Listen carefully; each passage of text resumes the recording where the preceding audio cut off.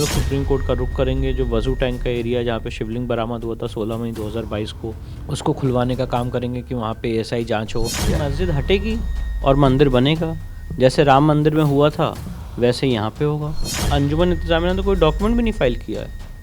अंजुमन इंतजामिया के पास कोई डॉक्यूमेंट नहीं। मैं आपके चैनल के माध्यम से बहुत जिम्मेदारी से कहना चाहता हूँ कि इसे वफ़ माना गया हो। तो मैं तो ये कहना चाहता हूँ अगर प्लेसेस ऑफ वर्शिप एक्ट कहीं लागू होता है तो वो तो हमारे पक्ष में लागू होता है, क्योंकि इस जगह का जो धार्मिक स्वरूप है वो एक हिंदू मंदिर का है। एएसआई ने ये भी फाइंडिंग दी कि इसके पीछे काफ़ी लार्ज एक हिंदू मंदिर था। वेस्टर्न वॉल हिंदू मंदिर की थी। हिंदू मंदिर के खंभे इस्तेमाल किए गए हैं। 350 से ऊपर की मूर्तियाँ मिली हैं। स्टोन का इंस्क्रिप्शन मिला है। जहाँ जहाँ मंदिर तोड़ के मस्जिद बनाई गई है उसको कोर्ट के माध्यम से रेस्टोर करने का काम करेंगे हम लोग। ज्ञानवापी परिसर पर एएसआई की सर्वे रिपोर्ट आ गई है, जिस रिपोर्ट में ये कहा गया है कि वो मंदिर तोड़कर मस्जिद बनाई गई है। हम बात करते हैं विष्णु शंकर जैन, जो लंबी लड़ाई लड़ रहे हैं और हिंदू पक्ष की तरफ से सीनियर लॉयर भी हैं। विष्णु जी, कल मैं रात में आपके पीसी को सुन रहा था, जो 839 पेज में है, बहुत स्टडी से बताया गया है कि वो मंदिर के अवशेष पर बना हुआ। लेकिन अब सवाल यही उठता है कि यहाँ से आगे क्या, लोग ये जानना चाहते हैं। यहाँ से आगे अभी तो इस रिपोर्ट पे कोर्ट में चर्चा होगी। जो मुस्लिम पक्ष अगर वो उसमें ऑब्जेक्शन फाइल करना चाहता है तो अपना ऑब्जेक्शन फाइल करेगा। उसके बाद कोर्ट फाइनल डिसीजन लेगा। इस रिपोर्ट को कोर्ट के रिकॉर्ड का पार्ट बनाएगा, इस रिपोर्ट को अफर्म करेगा। और उसके बाद अभी हम लोग सुप्रीम कोर्ट का रुख करेंगे। जो वजू टैंक का एरिया जहाँ पे शिवलिंग बरामद हुआ था 16 मई 2022 को, उसको खुलवाने का काम करेंगे कि वहाँ पे एएसआई जांच हो। उस शिवलिंग पे हमें पूजा पाठ करने का अधिकार है, वो पूजा पाठ का अधिकार हमारा रुका हुआ है। तो एएसआई जांच का आदेश वहाँ पे ऑनरेबल इलाहाबाद हाई कोर्ट ने 12 मई 2023 को कर दिया था। और उसके खिलाफ अंजुमन इंतजामिया सुप्रीम कोर्ट गया, जो शिवलिंग नुमा आकृति को फाउंटेन कह रहा था। तो उन्होंने कहा कि फाउंटेन हम कह रहे हैं, इसकी जांच नहीं होनी चाहिए। और सुप्रीम कोर्ट ने 19 मई को उस पर रोक लगा दी है। तो हम सुप्रीम कोर्ट में स्टे वेकेशन एप्लीकेशन फाइल करेंगे और सुप्रीम कोर्ट से करवर्थ प्रार्थना करेंगे कि आप स्टे वेकेट करिए और वहाँ पे एएसआई का सर्वे का आदेश दीजिए। मतलब आप चाहते हैं कि जो बचा हुआ एरिया है, जो सील हो वजू खाने इलाके का, उसका भी एएसआई रिपोर्ट, उसकी भी एएसआई जांच हो। और उसके बाद इसके बाद जो जांच का काम है वो कंप्लीट हो जाएगा और फिर ये केस आगे ट्रायल के लिए बढ़ेगा। मतलब जिस तरीके से इसमें ये कहा जा रहा है ना कि प्लेसेस ऑफ वर्शिप एक्ट के तहत, ये अयोध्या का मामला अलग था, ये उसके तहत आता है, तो आगे क्या होगा? मतलब ये तो तथ्य आ गया कि भाई मस्जिद नहीं, वो मंदिर है, तो क्या वहाँ पे मंदिर बनेगा, मस्जिद कहीं रिप्लेस होगा, क्या मतलब आपकी डिमांड क्या है? मस्जिद हटेगी और मंदिर बनेगा। जैसे राम मंदिर में हुआ था वैसे यहाँ पे होगा। वहाँ से मस्जिद हटेगी और वहाँ पे मंदिर बनेगा। और जो शिवलिंग नुमा आकृति है जिसे लोग फाउंटेन कह रहे हैं, उसकी भी जांच होना बाकी है। अगर वो शिवलिंग निकलता है, स्वयंभू निकलता है, जड़ से निकलता है, तो फिर उसके इर्द गिर्द जो अष्टमंडप का हमारा मंदिर हुआ करता था जिसको तोड़ा गया है, उसका वापस रेस्टोरेशन किया जाएगा। पर ये तो तय है कि वो जो लैंड है, जो प्लॉट नंबर है, वो तो वक्फ की प्रॉपर्टी है। नहीं, कहाँ से तय है? वक्फ की प्रॉपर्टी है विद ग्रेटेस्ट ऑफ रिस्पेक्ट। ये कहाँ तय हुआ?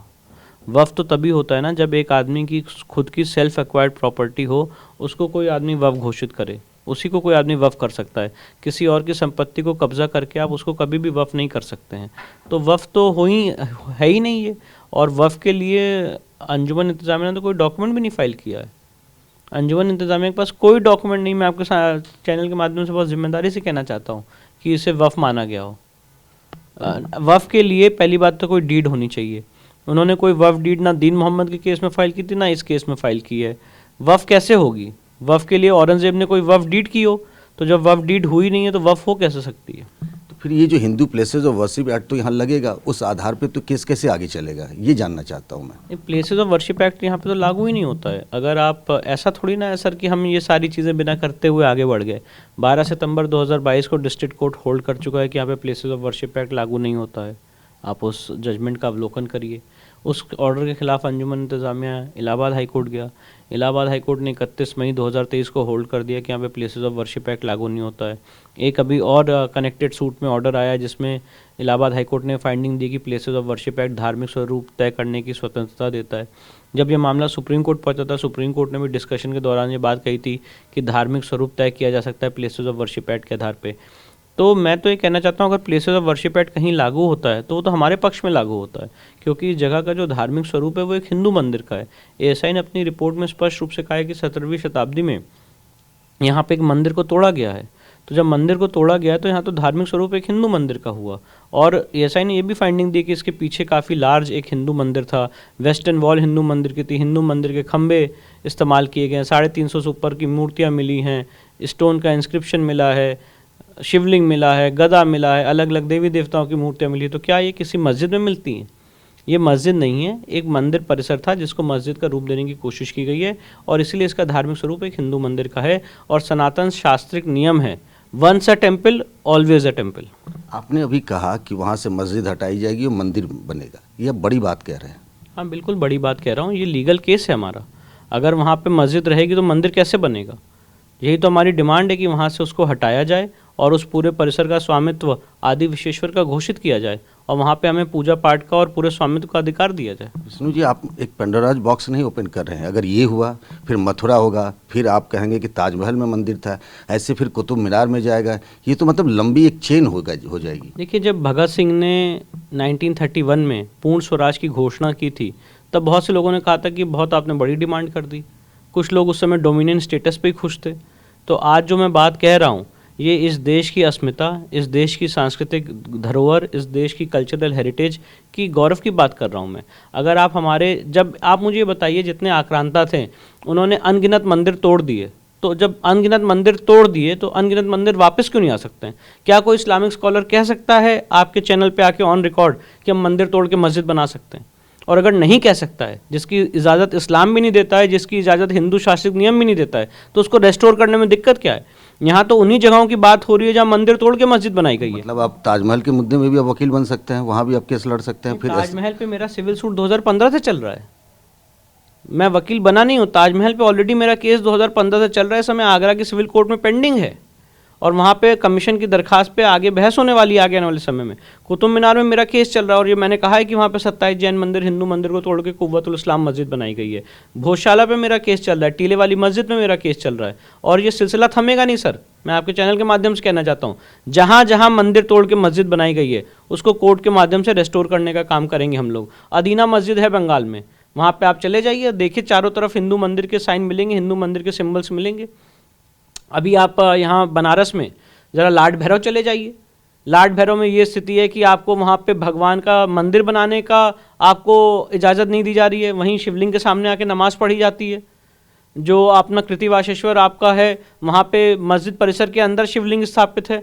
तो इन जगहों को, क्या इन शिवलिंग को, हमारे देवी देवताओं को, हमारे हिंदू समाज की अस्मिता को बचाने के लिए क्या कानूनी लड़ाई नहीं लड़ी जा सकती है? ये कैसे हमने देश की स्थापना की है जहाँ पे बहुसंख्यक समाज अपनी अस्मिता के लिए लड़ रहा है और जो माइनॉरिटी है वो कह रही है कि नहीं, आप इसके लिए लड़ाई नहीं लड़ सकते हैं क्योंकि इस देश का संविधान आपको रोकता है। असदुद्दीन ओवैसी का नाम तो आपने सुना होगा, वो मुस्लिम पर्सनल लॉ बोर्ड के मेंबर भी हैं। उन्होंने कहा है कि ये जो एएसआई की रिपोर्ट है, एक विद्वान का हवाला देते हुए उन्होंने कोट किया कि वो हिंदुत्व की कठपुतली है एएसआई, और किसी भी इतिहासकार और पुरातत्वविद के सामने ये रिपोर्ट नहीं टिकेगी। मैं ये पूछना चाहता हूँ, अकबरुद्दीन ओवैसी का जो परिचय मैं जानता हूँ, असदुद्दीन ओवैसी, जो भी असदुद्दीन ओवैसी का जो परिचय मैं जानता हूँ कि वो एक बैरिस्टर हैं और बैरिस्टर के रूप में उन्होंने, आज तक मैंने उनको कोर्ट में वकालत करते हुए नहीं देखा। इस केस में भी ना वो कभी कोर्ट में आए हैं, इस केस में भी ना कभी वो पार्टी हैं, पार्टी भी नहीं है वो इस केस में। अगर उनको अपनी रिसर्च पे, फैक्ट्स पे इतना यकीन है तो उन्हें इस केस में आके पार्टी बनना चाहिए। 92 डेज़ के सर्वे में वो कभी भी मौजूद नहीं थे, तो सर्वे के बाद एक पॉलिटिकल स्टेटमेंट दे देना वो तो उनकी अपनी मर्जी हो सकती है, पर उसका लीगल कोई बैकिंग नहीं है। हम तो लीगल बैकिंग की बात कर रहे हैं। एएसआई की जो रिपोर्ट है वो रिसर्च पे बेस्ड है। अगर वहाँ पे मूर्तियाँ मिली हैं जिसकी फोटोग्राफी हुई है, वो तो मंजर उन्होंने देखा ही नहीं है क्योंकि वो थे ही नहीं, तो जिसने देखा है वो उस मंजर को जानता है। अगर शिवलिंग पे आज वजू हो रहा है और हम कह रहे हैं कि इसकी जांच की जाए कि ये शिवलिंग है कि फाउंटेन है, तो आप उसको रोक लगा रहे हैं कि आप कहते हैं इसकी जांच नहीं होनी चाहिए। तो हर एक चीज़ का आप एक पॉलिटिकल जनरल स्टेटमेंट दे सकते हैं पर इसकी कोई लीगल बैकिंग नहीं है। मैं अगर विष्णु जी पूछूं कि 3 ऐसे कौन से बड़े पॉइंट्स हैं जो इस एएसआई के सर्वे में मिली है, जो टर्निंग पॉइंट हो सकते हैं आपके बिहाफ पे केस लड़ने के लिए हिंदू पक्ष की तरफ? नहीं, हर एक चीज़ टर्निंग पॉइंट है। ये एएसआई की पूरी रिपोर्ट खुद में ही टर्निंग पॉइंट है। अगर आप इसमें वेस्टर्न वॉल की बात करेंगे, उसमें जो एएसआई ने फाइंडिंग दी वो टर्निंग पॉइंट है। मंदिर तोड़ के मस्जिद बनाया गया है, ये जो फाइंडिंग है ये टर्निंग पॉइंट है। उसके नीचे एक प्री एग्जिस्टिंग मंदिर हुआ करता था, ये एक टर्निंग पॉइंट है। हिंदू मंदिर के पिलर इस्तेमाल किए गए, ये एक टर्निंग पॉइंट है। हिंदू देवी देवताओं की मूर्तियाँ मिली हैं, ये एक टर्निंग पॉइंट है। जीपीआर की रिपोर्ट टर्निंग पॉइंट है। और भी टर्निंग पॉइंट्स होने जा रहे हैं जब शिवलिंग और जो वजू टैंक है उसकी जब जाँच होगी। बहुत बहुत धन्यवाद, आपने TV9 भारतवर्ष से बात की। तो विष्णु शंकर जैन, उनका दावा है और जो उन्होंने बड़ी बात कही है कि वहाँ से मस्जिद हटेगी और उस जगह पे अब मंदिर बनेगा।